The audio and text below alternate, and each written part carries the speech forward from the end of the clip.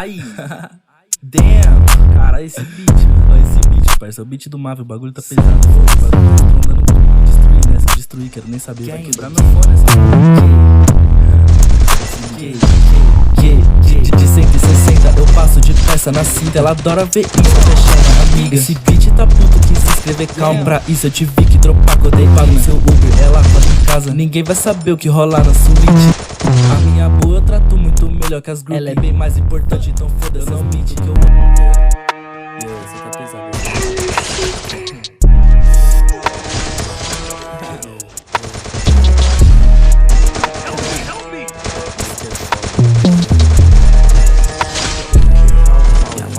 Muito prazer, eu sou seu ídolo, mais conhecido como Yamashita. Eu sou da favela e sou o que cê gosta. Então cola comigo, eu te mostro umas fitas. Primeiro uma história bem longa, mas calma. Não faço disso, eu só exponho a verdade. O foda é que nem o seu nome eu sei. Você já se dói porque cê tá errado. Bigode fininho, cabelo na régua, de óculos na cara, mandraca se mela. Com o cartão clonado do pai do boyzinho que me ataca no rosto na frente amarela. Cê fala demais, parece frustrado, quer chamar atenção, mas é ignorado. Cê pensa em mim 24 horas do seu dia, falar que me odeia, sei que me admira.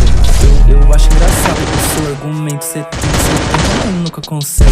Esquece que eu te ajudei no começo, então cala sua boca, mano.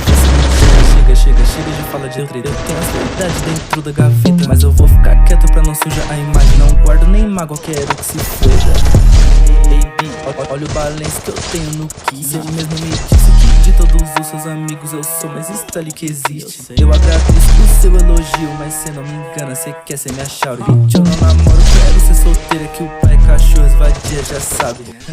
Eu quebrei a minha cama, meu quarto é um bordel, fazendo minha grana, casa de papel. Se me olhar torto, quero que se foda. A bitch me olha e fala, gata.